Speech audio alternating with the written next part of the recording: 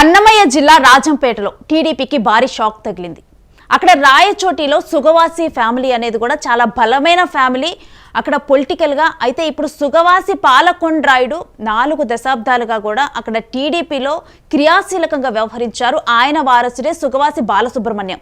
Present Sugavasi Balasubrahmanyam టీడీపీని వీరి వైఎస్ఆర్సీపీలో చేరారు.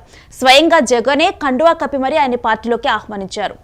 అయితే అంటే 4 దశాబ్దాలుగా కూడా క్రియాశీలకంగా వ్యవహరించిన ఫ్యామిలీ రాజకీయ వారసుడు ఇప్పుడు టీడీపీని వీరి వైఎస్ఆర్సీపీలో చేరడంతో కూడా అసలు రాయచోటిలో రాజకీయంగా ఎటువంటి పరిణామాలు చోటు చేసుకోనున్నాయి, సమీకరణాలు ఏ విధంగా మారనున్నాయి, వీటన్నిటికీ సంబంధించి కూడా UTV CEO and political analyst శివారాచర్లతో మాట్లాడదాం. హలో శివ. సో ప్రజెంట్ అసలు రాయచోటిలో సుగవాసి ఫ్యామిలీ ఎంత అంటే పాలకొండ్రాయుడు ఆయనకు ఒక ప్రత్యేకమైన అభిమానులు ఉన్నారు. ఆయన చాలా క్రియాశీలకంగా 4 దశాబ్దాలుగా వ్యవహరించిన వ్యక్తి. ఆయన వారసుడుగా ఉన్న సుగవాసి బాలసుబ్రహ్మణ్యం టీడీపీని వీడి వైఎస్ఆర్సీపీలో చేరారు. ఇది ఏ విధంగా అంటే సమీకరణాలను ఎలా చేంజ్ చేయనుంది? ఇక్కడ మనం 2 అంశాలు చూడాలి. ఒకటి సుగవాసి బాలసుబ్రహ్మణ్యం టీడీపీని వదిలి వైసీపీ పోవడం ఒకటైతే, అధికార పార్టీ 164 సీట్లతో 175 కన్నా 164 సీట్లతో ఒక తిరుగులేని విజయం సాధించిన అధికార పార్టీ నుంచి సరిగ్గా సంవత్సరం పూర్తయింది. జూన్ 12కి వాళ్ళ ప్రభుత్వం ఏర్పడింది. సో అదే సమయంలో 12కి 20 అంటే ఒక 2 వారాల గ్యాప్ అనుకోండి, దాదాపు 1 ఇయర్ పూర్తయిన సమయంలో అంటే ఎన్నికలకు మరో 4 సంవత్సరాలు ఉండగా అధికార పార్టీ నుంచి ఒక ఓడిపోయిన ఎమ్మెల్యే క్యాండిడేట్ ప్రతిపక్ష పార్టీలో పోవటం అనేది రాజకీయాలు చాలా చాలా అరుదుగా జరుగుతుంది. జనరల్గా ఎన్నికల ముందు 1 సంవత్సరం ముందు 2 సంవత్సరాల ముందు పోతారు. ఇప్పుడు ఎన్నికలు పూర్తి 1 ఇయర్ అయింది. ఇంకా 4 ఏళ్ళు ఈ ప్రభుత్వం స్థిరమైన ప్రభుత్వం ఉంటుంది. అటు ఇటుగా ఏం లేదు. 164 సీట్లు తిరుగులేని విజయం, అది చరిత్రలేపులేంది వచ్చింది. ఇలాంటి సమయంలో ఇదే టీడీపీ నుంచి రాజంపేట నుంచి పోటీ చేసి ఓడిపోయిన సుగవాసి బాలసుబ్రహ్మణ్యం స్వల్ప మెజార్టీ, స్వల్ప తేడా 7,000 తేడాతో ఓడిపోయారు ఆయన. ఆయన ఇలా పోవటం అనేది కొంత అందరికీ ఆశ్చర్యం కలిగిస్తుంటుంది. ఇప్పుడు ఏం సాధిస్తారు? జనరల్గా అధికార పార్టీలో ఎవరైనా ఎందుకుంటారు? ఒకటి పదవుల మీద ఆంక్షలు ఉంటుంది, ఎమ్మెల్యే కాకుండా ఎమ్మెల్సీ వస్తుందని, లేదా కార్పొరేషన్ వస్తుంది. ఇవన్నీ కాకుంటే ఇన్ఛార్జ్, ఓడిపోయిన నియోజకవర్గం అధికార పార్టీ ఇన్ఛార్జిగా ఉన్నప్పుడు యంత్రాంగం మొత్తం తన మాట వింటుంది. తర్వాత అక్కడ ఏమైనా పనులు చేసుకోవడానికి అవకాశం ఉంటుంది. వీటన్నిటిని మించి కేసులు ఇంకొకటి సమస్యలు ఉండవు. కాబట్టి అధికార పార్టీ అనే ఒక చల్లని గొడుగు కింద ఉండడానికి ఎవరైనా సిద్ధపడతారు. అయితే బాలసుబ్రహ్మణ్యం తీసుకున్న స్టెప్ అందరికీ ఆశ్చర్యకరమే. ఈ రోజు ఎన్నికలు లేవు, టికెట్ మీద ఈ రోజుకి గ్యారంటీ లేదు. జగన్మోహన్ రెడ్డి టికెట్ ఇస్తానని చెప్పి ఇవ్వనని చెప్పినా కానీ ఎన్నికల ముందు ఉన్న సర్వేల ఆధారంగానే టికెట్లు వస్తాయి.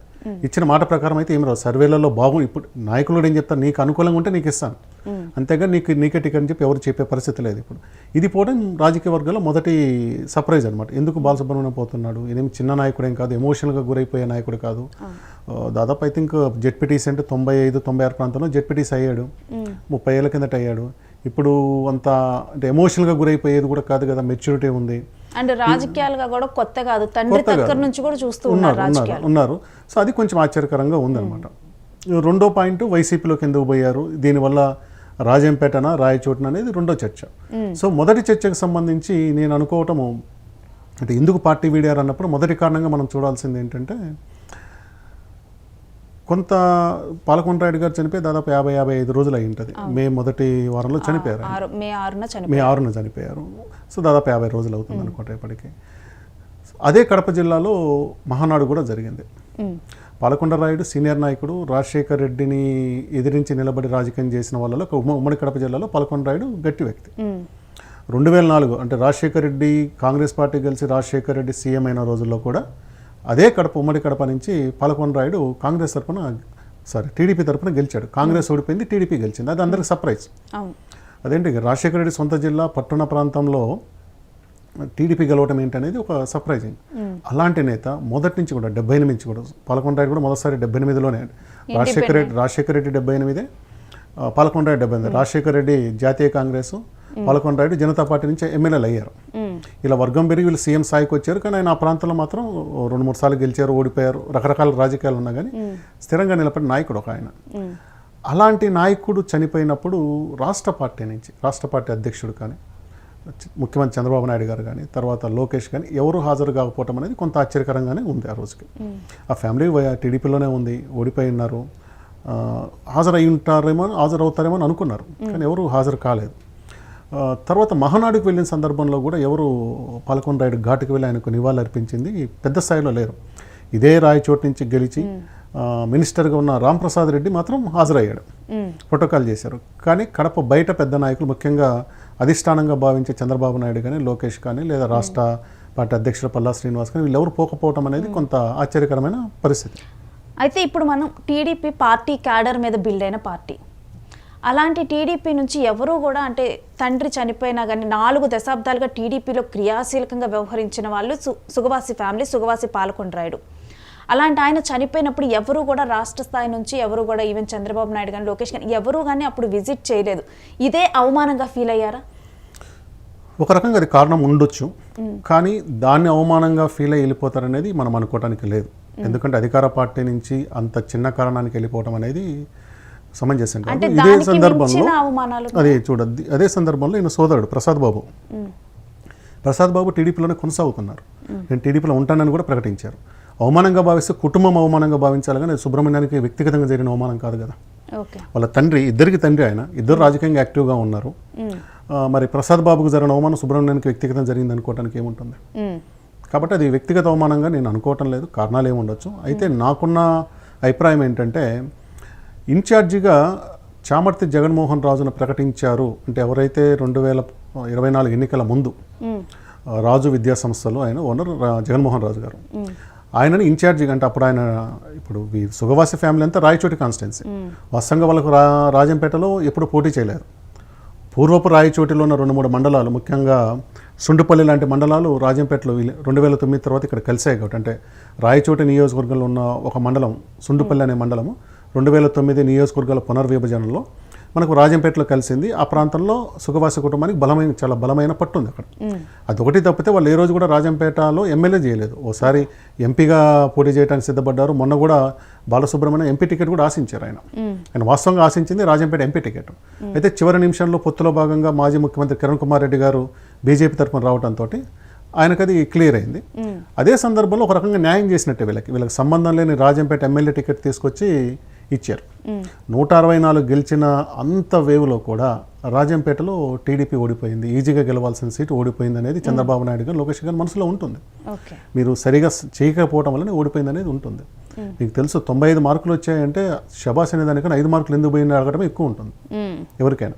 అంటే 164 వచ్చే కరెక్టే, కానీ రాజంపేట ఈజీగా గెలవాలి కదా. ఎందుకంటే రాజంపేట రాజకీయ పరిస్థితి వైసీపీకి వ్యతిరేకంగా ఉంది, పలు కారణాలతో వ్యతిరేకత ఉంది. ఒకటి, అన్నమయ్య డ్యామ్ కొట్టుకుపోయిన తర్వాత రీహాబ్ అనేది ఈ రోజు కూడా పూర్తి కాలేదు. చాలామంది జనాలు ఆ చెయ్యేరు గట్ల మీదనే టెంట్ల మన పరదా పాలిథిన్ కవర్ల టెంట్లు ఉంటున్నారు. వాళ్ళు ఎవరికి కూడా గృహ నిర్మాణాలు జరగలేదు. దాని రీహాబ్ సంబంధించిన కాంపన్సేషన్ పూర్తి స్థాయిలో అందలేదు. ఆ ప్రాజెక్ట్ పనులు మళ్ళీ మొదలు కాలేదు. ఇంకా ఏమంటాం మనం టెండర్స్ దగ్గర ఉంది తప్పితే ఇది కూడా మొదలు కాలేదు. తర్వాత రాజంపేట, అన్నమయ్య మీరు చెప్పినప్పుడు అన్నమయ్య జిల్లా రాజంపేట అంటున్నారు, కానీ జిల్లా హెడ్ క్వార్టర్ ఎక్కడ ఉంది? రాజంపేటలో ఉండాలి, కానీ ఇది పోయి రాయచోటిలో ఉంది. ఇన్ని వ్యతిరేకతల మధ్యలో తర్వాత రాజంపేటలో ఉన్న 2 వర్గాలు, అంతకుముందు గెలిచిన మేడా మల్లికార్జున రెడ్డి వాళ్ళ తమ్ముడు ఆయనకు రాజ్యసభ కూడా ఇచ్చారు.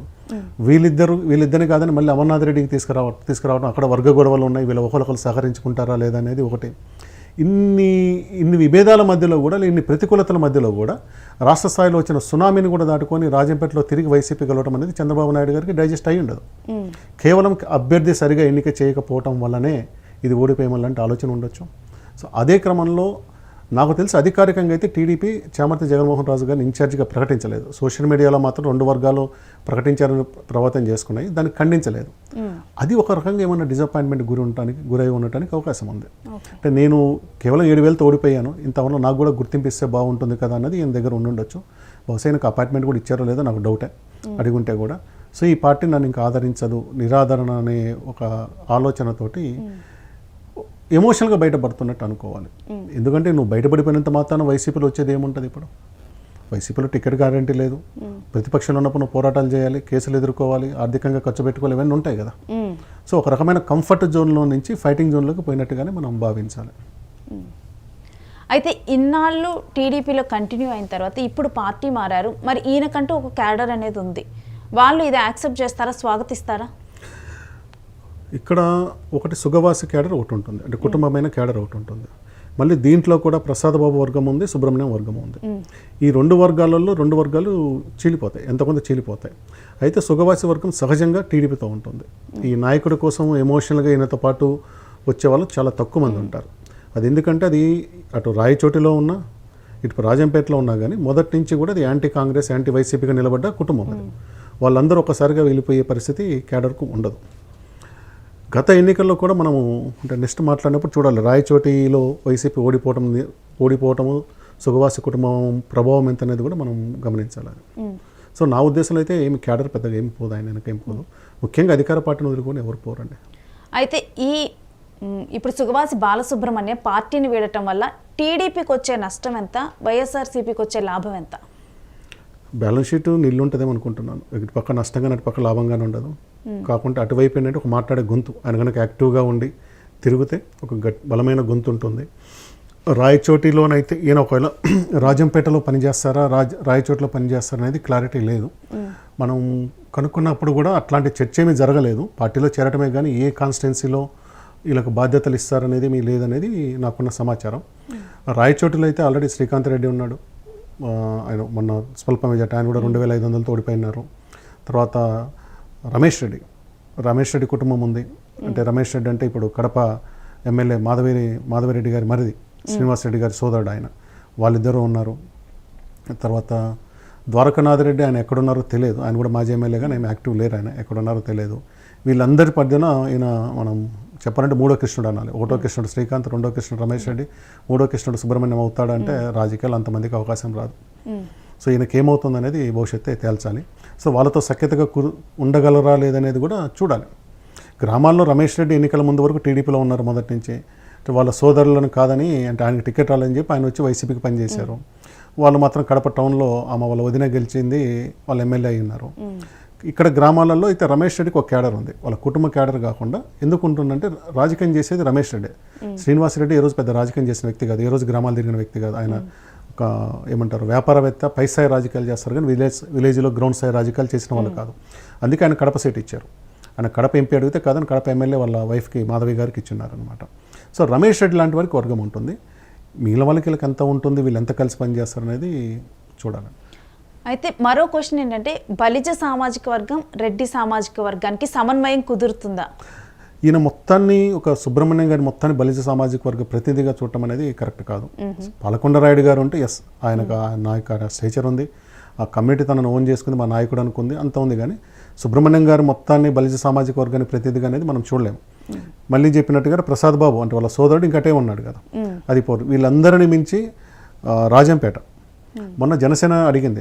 జనసేనలో ఇంకొక రాజు గారు ఉన్నారు, శ్రీనివాసరాజు, ఆయన కూడా జగన్మోహన్ రాజు, ఆయన కూడా ట్రై చేశారు టికెట్. సో ఆయన కూడా బలంగానే ప్రయత్నం చేశారు అనమాట. అక్కడ జనసేన ఎగ్జిస్టెన్స్ కూడా అంటే కాపు సామాజిక వర్గం, రాయలసీమలో బలిజ సామాజికానికి వాళ్ళు కూడా కొంత సపరేట్ ఐడెంటిటీ ఉంది. వీళ్ళందరూ సుబ్రహ్మణ్యంతో పాటు వైసీపీకి వెళ్ళే అవకాశం ఉండదండి. అయితే ముఖ్యంగా కూడా ఇన్నాళ్ళు టీడీపీతో కలిసి కొనసాగిన వాళ్ళు తండ్రి చనిపోయిన తర్వాత ఎందుకు పార్టీ మారారు, అంటే తండ్రి చనిపోవడంతోనే ఇప్పుడు పార్టీ మారారా అండ అనేది లేకుండా. రేణు మీరు దీన్ని క్లియర్గా సపరేట్ చేయాలి. కుటుంబం మారలేదు, కుటుంబంలో ఇద్దరు కొడుకులు ఒకరు మారారు. సుబ్రహ్మణ్యం మాత్రమే మారాడు, ప్రసాద్ బాబు ఎటే ఉన్నాడు అంతే. ఆ ప్రసాద్ బాబు మారటానికి మనం 2 కారణాలు ప్రధానంగా చెప్పుకున్నాం. ఇన్ఛార్జ్ తనకు ఇవ్వలేదనో లేక దక్కదనో ఒకటి ప్రధానమైన కారణం అదే. ఆ కారణంతో తను బయటపడటం తప్పితే వేరేం చూడాల్సిన అవసరం. Right, thank you Shiva. And continue చేద్దాం. సో ఇది ఒకవేళ ఈయన రాయచోటి కనుక ఇస్తే, ఎవరు మన సుబ్రహ్మణ్యం కనుక రాయచోటి కనుక ఇస్తే ఈక్వేషన్స్ ఎలా ఉన్నాయన్నప్పుడు కొంచెం చూడాలి. ఎందుకంటే మన శ్రీకాంత్ రెడ్డి కేవలం 2495 ఓట్ల తేడాతో మాత్రమే ఓడిపోయినారు, చాలా స్వల్ప మెజారిటీ. కౌంటింగ్ మొత్తం అయిపోయేటప్పటికి కూడా అంటే పోస్టల్ బ్యాలెట్ తప్ప మిగిలిన 24 రౌండ్లు అయిపోయేటప్పుడు కూడా శ్రీకాంత్ రెడ్డి దాదాపు 2000-2500 మెజార్టీతో ఉన్నాడు. సో ముఖ్యంగా సుగవాసి కుటుంబానికి పట్టున్న చిన్నమండ్యం కానీ తర్వాత సంబేపల్లి, ఈ 2 మండలాల్లో కూడా టీడీపీకి దాదాపు 10-11 వేల మెజార్టీ వచ్చింది. శ్రీకాంత్ రెడ్డికి మిగిలిన మండలాల్లో మెజార్టీ వచ్చింది. అయితే రాయచోటి టౌన్ అనుకున్నంత రాలేదు, కేవలం 290 మాత్రమే వచ్చింది. ఈ మెజార్టీ ఉన్న తర్వాత కూడా శ్రీకాంత్ రెడ్డి దాదాపు 1500-2000 అంతవరకు మెజార్టీతో ఉన్నారు.